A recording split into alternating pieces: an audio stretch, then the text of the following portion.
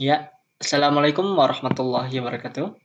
Perkenalkan, nama saya Galih Tegar Sidik dari kelas 5C. Akan menjelaskan tentang materi keterampilan berbahasa. Nah, sebelum itu, mari kita ketahui pengertian dari menyimak. Apa itu menyimak? Menyimak adalah suatu proses yang mencakup kegiatan mendengarkan, mengidentifikasi suara, bahasa, menginterpretasi, menilai, mencerna, dan bereaksi atas makna komunikasi yang secara lisan, serta memahami informasi atau pesan yang diterima melalui proses pendengaran. Lalu, apa saja tahap-tahap penyimak? Tahap penyimak yaitu diawali dengan isolasi, lalu kedua ada identifikasi, integrasi, lalu ada inspeksi, lalu ada interpretasi, lalu ada interpolasi. Adapun ragam-ragam dalam menyimak, menurut Henry Guntur Tarigan, yaitu pada tahun 2008, menyimak ada dua macam, yaitu ada menyimak ekstensif, lalu ada menyimak intensif. Menyimak ekstensif, apa itu? Ada menyimak sosial, menyimak sekunder, menyimak estetik. Lalu, yang kedua, menyimak intensif. Menyimak kritis, menyimak kreatif, menyimak konservatif, lalu menyimak eksploratif, yang terakhir, menyimak integratif. Selain itu, ada pun tujuan menyimak. Nah, tujuannya ini yaitu untuk mendapatkan pengalaman dan pengetahuan di antara tujuan menyimak itu, yaitu menyimak untuk belajar, untuk menikmati, untuk memberi apresiasi, dan menyimak untuk evaluasi. Selain itu, adapun pokok tujuan dari menyimak, mendapatkan fakta, menganalisis fakta dan ide, mengevaluasi, mendapatkan inspirasi, memperoleh hiburan, memperbaiki kemampuan berbicara. Lalu dapat disimpulkan bahwa tujuan menyimak yaitu untuk mengevaluasi, mengapresiasi, menyampaikan ide, meyakini diri, memperoleh fakta, menganalisis fakta, mendapatkan inspirasi, bahkan untuk mendapatkan hiburan. Selain itu, ada pun proses dalam menyimak. Yang pertama dari mendengar, memahami, menginterpretasi, mengevaluasi, lalu menanggapi.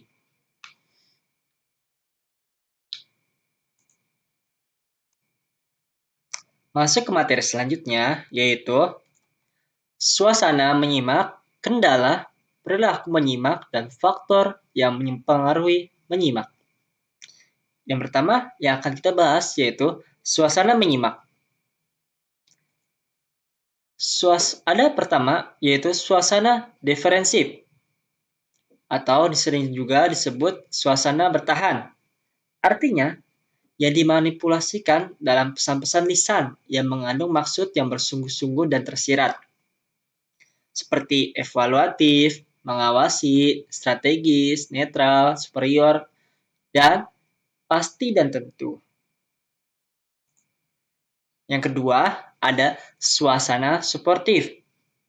Adalah suasana komunikasi yang bersifat mendukung atau menjunjung justru timbul dari pesan-pesan yang mengimplikasikan deskripsi atau pemberian orientasi masalah, spontanitas, empati, ekualitas, atau kesamaan. Lalu, ada pun kendala dalam menyimak. Nah, kendalanya yaitu keegosentrisian dan keengganan untuk terlibat, ketakutan dan perubahan, keinginan menghindari pertanyaan, kemampuan penampilan eksternal, pertimbangan yang prematur, dan kebingungan semantik. Perilaku menyimak. Perilaku jelek dalam menyimak pasti akan memberi pengaruh atas berhasil atau tidaknya seseorang dalam kegiatan menyimak. Perilaku jelek dalam menyimak antara lain: 1. Tidak menerima keanehan sang pembicara. 2. Memperbaiki sikap. 3. Tidak mau memperbaiki lingkungan. 4. Tidak dapat menahan diri. 5. Tidak mau meningkatkan pembuatan catatan. Yang keenam, tidak tahu dan tidak mau menyaring tujuan khusus. Adapun faktor yang mempengaruhi penyimak. Nah, faktornya yaitu dari kondisi fisik, faktor psikologis, faktor pengalaman, faktor sikap. Tidak hanya itu, adapun faktor motivasi, faktor jenis kelamin, faktor lingkungan, dan faktor peranan dalam masyarakat. Masuk ke dalam materi selanjutnya, yaitu macam-macam situasi pelibat dalam menyimak. Yang akan dibahas yaitu ada menyimak dalam kehidupan kurikulum, petunjuk keterangan dalam dan pengumuman, percakapan dan diskusi, laporan, dan radio. Pertama, menyimak dalam kehidupan dan kurikulum. Dibagi dua, yaitu menyimak dalam tata kurikulum. Apa itu tata kurikulum? Keterampilan bahasa mencakup 4 kegiatan yang meliputi kegiatan menyimak, yaitu kegiatan menyimak, kegiatan berbicara, kegiatan menulis, lalu kegiatan membaca. Di mana keempat keterampilan itu implementasi pada pembelajaran bahasa Indonesia menjadi salah satu tuntutan dalam kurikulum 2013. Dan menyimak dalam kehidupan sehari-hari, sebagaimana dalam pengkualifikasikan, menyimak disebutkan interpersonal listening atau menyimak antar pribadi. Selanjutnya, ada petunjuk, keterangan, dan pengumuman. Apa itu petunjuk?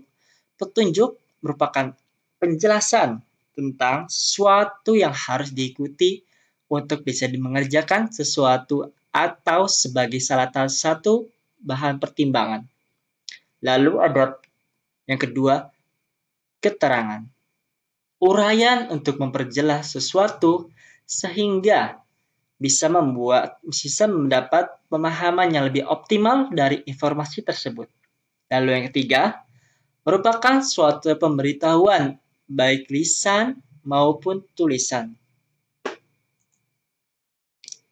Selanjutnya, ada percakapan dan diskusi. Kegiatan yang paling umum di antara berbagai bentuk komunikasi yaitu percakapan dengan lisan yang jelas. Yang kedua ada diskusi. Diskusi merupakan pertemuan ilmiah untuk bertukar berpikiran mengenai suatu masalah. Selanjutnya ada laporan.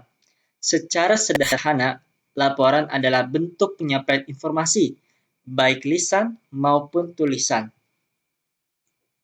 Dan terakhir, ada radio. Hidup di zaman modernisasi seperti sekarang ini menuntut kegiatan menyimak yang lebih meningkat. Pada zaman kini tidak sedikit orang-orang memiliki macam-macam alat elektronik. Segala jenis menyimak yang telah kita kemukakan pada pembahasan sebelumnya. Kita dituntut dalam berbagai ragam situasi menyimak. Materi selanjutnya yaitu yang berjudul keterampilan berbicara.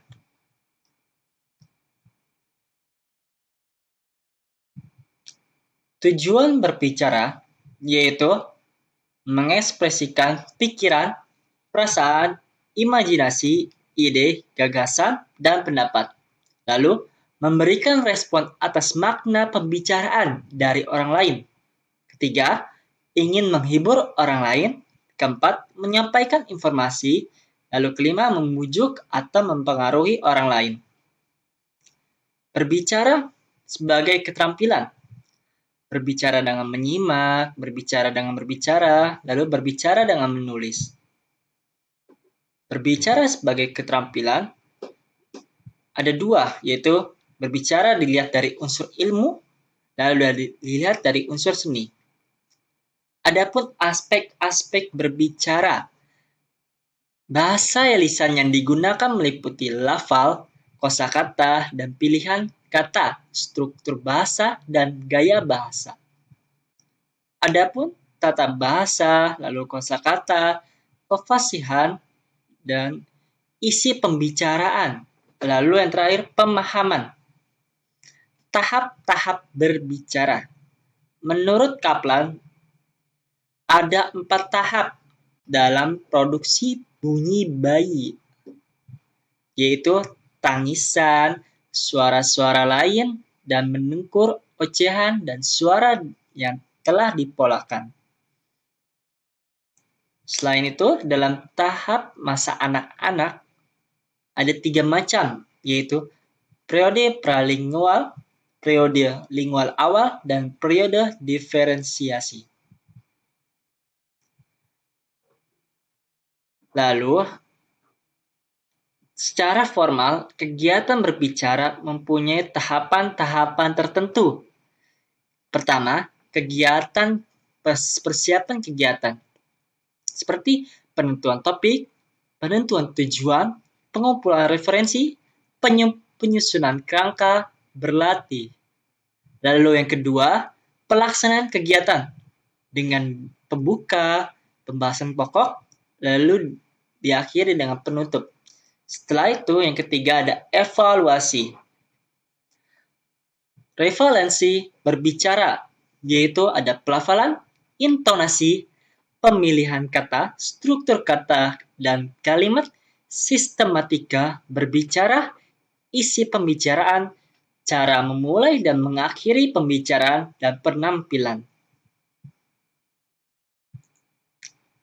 Materi selanjutnya merupakan berbicara dengan keterampilan lainnya.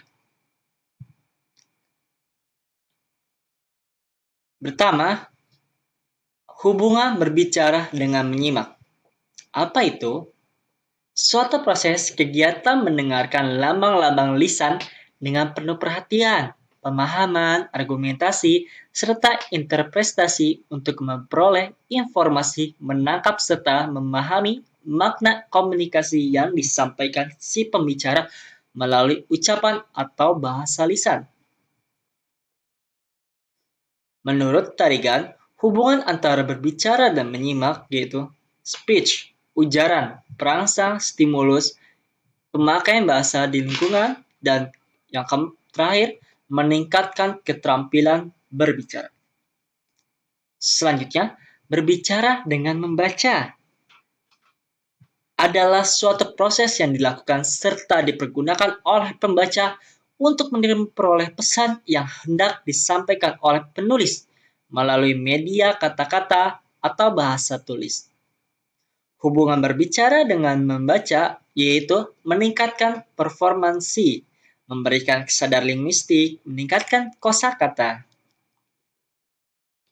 Selain itu, hubungan berbicara dengan menulis merupakan aktivitas atau kegiatan berbahasa yang bersifat produktif karena mampu menghasilkan sesuatu. Lalu, keterampilan ini yaitu aktif dan produktif karena pembicara dan penulis secara aktif telah memproduksikan ide-ide informasi dengan menggunakan bahasa yang dapat dipahami pembaca atau pendengarnya, sehingga mereka mampu merespon dan menanggapi apa yang didengar dan dibacanya. Materi selanjutnya ada aktivitas berbicara di depan umum dan faktor yang mempengaruhi pembicara.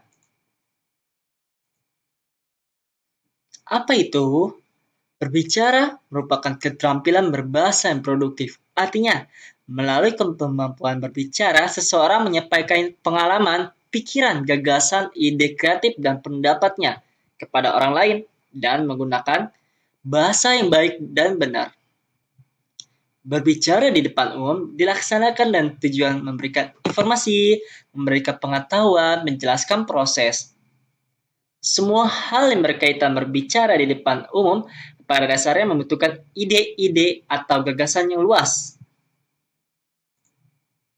Dan juga, adapun menurut ahli, menurut Nuraini, berbicara adalah proses penyampaian informasi dari pembicara kepada pendengar dengan tujuan terjadi perubahan pengetahuan, sikap, dan keterampilan pendengar sebagai akibat dari informasi yang diterimanya. Selain itu, ada jenis-jenis berbicara menurut Goris Keraf dalam Kondahuru Sadono dan Slamet, yaitu ada 3, persuasif, instruktif, dan bertindak. Jenis berbicara berdasarkan situasinya. Yang pertama, berbicara formal, kegiatan berbicara yang terikat pada aturan-aturan, baik aturan berkaitan dengan tata krama maupun kebahasaan. Yang kedua, ada berbicara non-formal, kegiatan berbicara tidak terlalu terikat pada aturan-aturan, kadang berlangsung secara spontan dan tanpa perencanaan.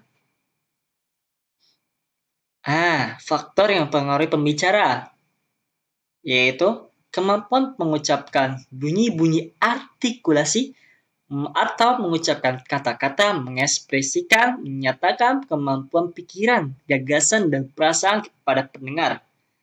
Adapun tujuan dari kegiatan berbicara tidak lain untuk berkomunikasi. Ada 2 faktornya, yaitu ada 2 faktor penunjang keefektifan berbicara, yaitu faktor kebahasaan. Lalu yang kedua ada faktor non-kebahasaan. Selain itu, ada pun faktor internal yang berisi tentang kepribadian, karakter, bakat, tingkat intelijensi, dan kreativitas. Adapun faktor eksternal, yaitu hambatan dari internal dan hambatan dari eksternal. Materi selanjutnya yaitu keterampilan bahasa, tema, materi, dan draft. Apa saja langkah-langkah dalam berbicara? Nah, di sini Henry Guntur Tarigan menjelaskan bahwa ada 4 aspek, yaitu keterampilan menyimak, berbicara, membaca, dan menulis. Keterampilan tersebut berkaitan dengan satu dengan yang lainnya. Dengan langkah-langkah yang tersebut, adapun langkah-langkahnya yaitu memilih tema pembicaraan yang tepat dan menarik, mengumpulkan bahan materi, menyusun kerangka pembicaraan atau draft.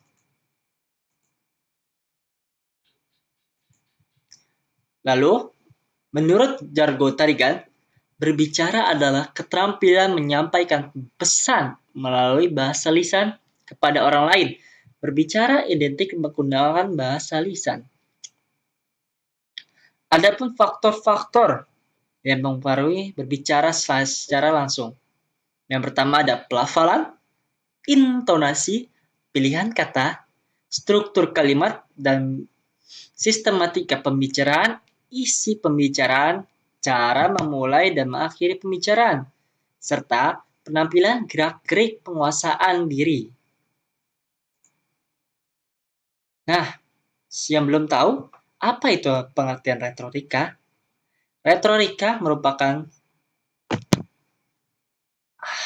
adalah hanya mengenai bicara secara sedang, secara luas tentang penggunaan bahasa.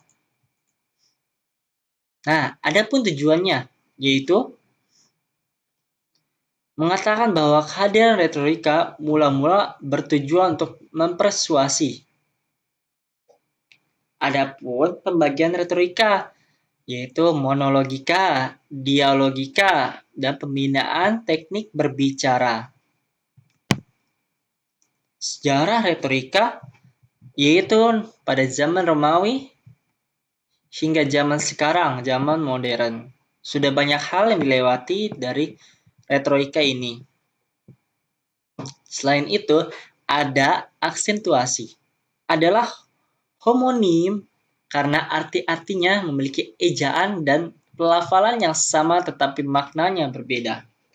Aksentuasi memerlukan perasaan yang tepat ketika digunakan penekanan atau suku kata yang tidak pada tempatnya dapat menimbulkan kesalahan pengertian. Fungsinya, ada fungsi sendiri nih untuk menonjolkan kata-kata tertentu karena dianggap penting dan diharapkan pendengar memberikan perhatian yang lebih khusus pada kata tersebut. Baiklah, materi selanjutnya yaitu adalah keterampilan membaca. Nah, di sini saya akan menjelaskan pengertian membaca terlebih dahulu ya. Pengertian membaca ialah hal vital dalam masyarakat terpelajar karena membaca adalah awal dari aktivitas belajar seseorang dan proses dalam membaca buku yang sangat penting bagi seorang anak di kehidupan yang mendatang. Lalu, dapat disimpulkan bahwa membaca merupakan proses untuk mendapatkan suatu pesan yang ingin disampaikan oleh penulis, dan membaca tidak hanya huruf, namun juga simbol atau gambar yang dapat diartikan menjadi suatu makna.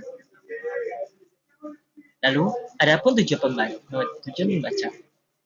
Tujuan membaca pada dasarnya yaitu untuk memberi pengetahuan dan keterampilan pada siswa dalam memperkenalkan teknik membaca dan menangkap isi bacaan dengan baik.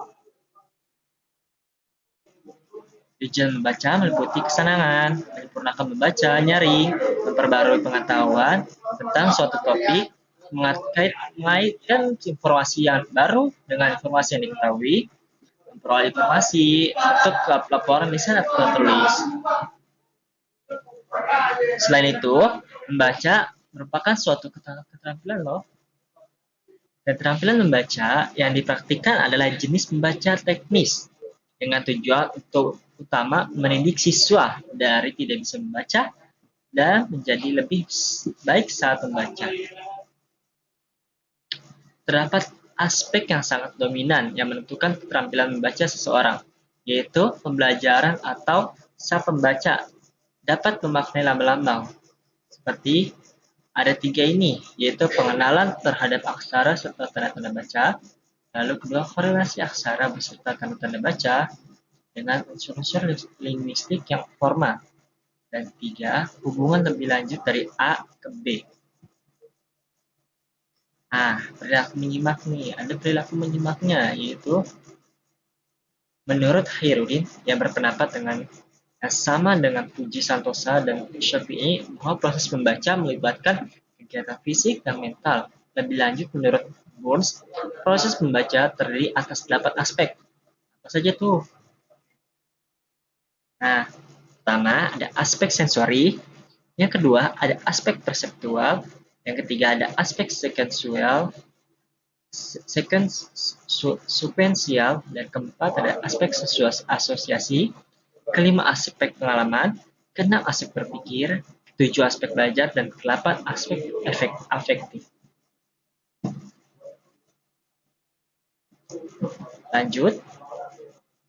Lanjut ke dalam bab membaca, nyaring, dan membaca dalam hati. Apa itu? Membaca nyaring adalah suatu aktivitas atau kegiatan yang merupakan alat bagi murid untuk membaca bersama-sama dengan pendengar untuk menangkap dan memahami informasi, pikiran, dan perasaan seseorang dalam mengarang. Lalu, keterampilan membaca nyaring yaitu suatu keterampilan membaca yang kompleks, rumit, dan seluk-beluknya, yaitu kegiatan menyuarakan tulisan dari pembaca yang melibatkan penglihatan, ingatan, pendengaran, dan ingatan yang bersangkut paut dengan otot-otot manusia, yang bertujuan untuk menangkap serta memahami informasi, pikiran, dan perasaan seseorang pengarang. Dalam membaca nyaring, pembaca memerlukan beberapa keterampilan antara lain.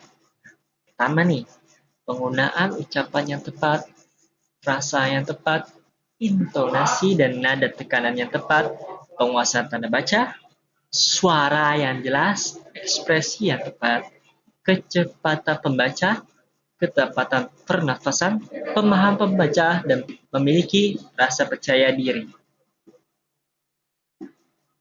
Nah, dapat disimpulkan nih, yaitu menyampaikan suatu bacaan yang jelas kepada orang.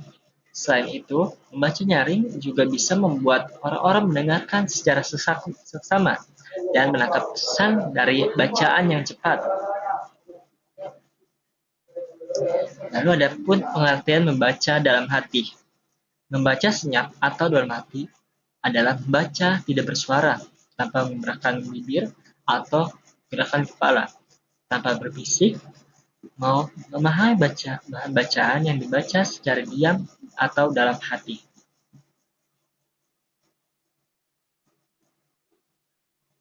Nah, menurut Tarigan, yang dikutip dari buku Keterampilan Membaca karangan Dalman dalam membaca senyap, pembaca hanya mempergunakan ingatan visual dan melibatkan pengaktifan mata dan ingatan. Keterampilan yang dituntut dalam membaca dalam hati antara lain membaca tanpa bersuara, tanpa bibir bergerak, tanpa desis atau apapun.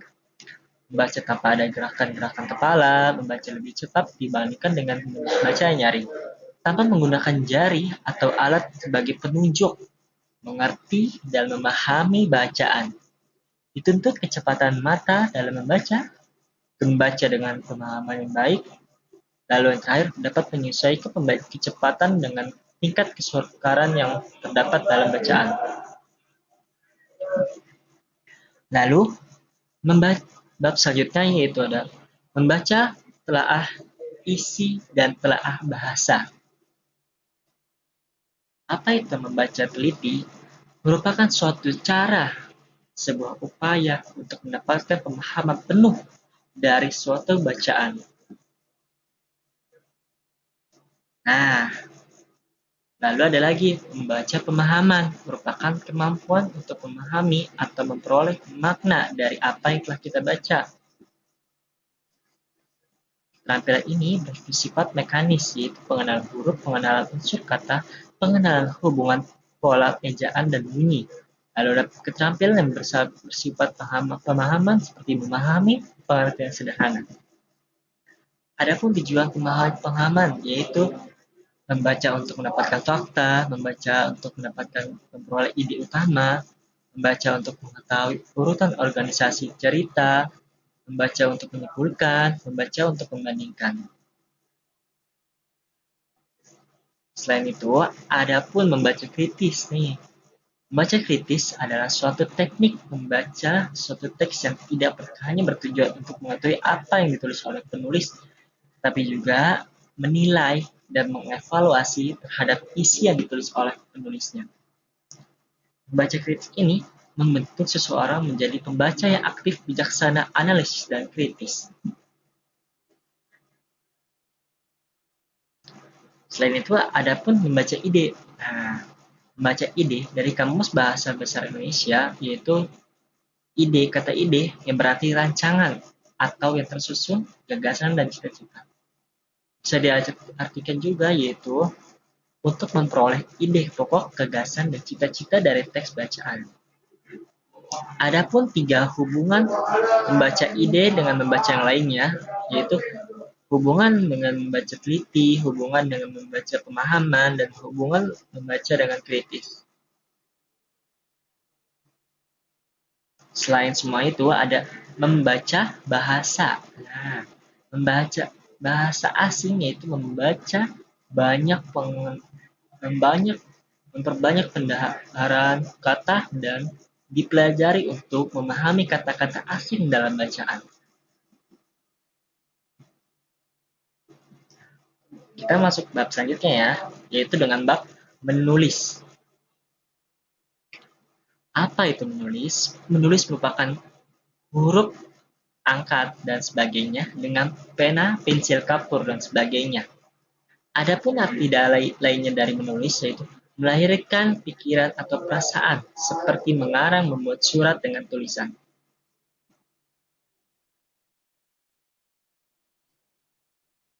Tujuannya yaitu untuk memberi informasi atau keterangan pada pembaca untuk meyakinkan para pembaca akan kebenaran gagasan yang diutarakan, untuk menyenangkan pembaca dan ingin membuat hidup para pembaca lebih mudah dan lebih menyenangkan dengan karyanya itu, serta mengekspresikan perasaan dan emosi.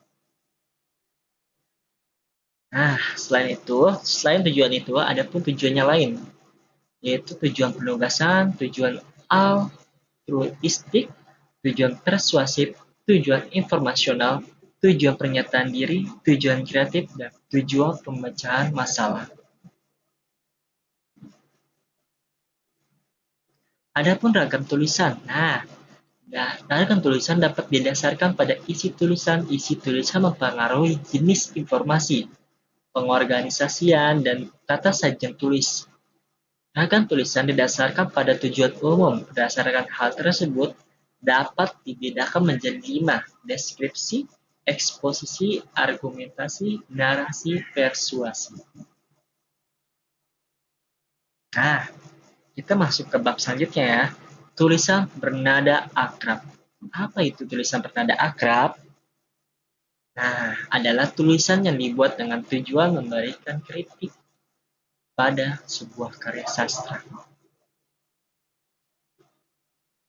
Ciri-cirinya yaitu bersifat menanggapi, terus menunjukkan kelebihan kekurangan, memberi saran perbaikan, bertujuan menjembatani pemahaman pembaca, apresian dengan karya sastra yang besar.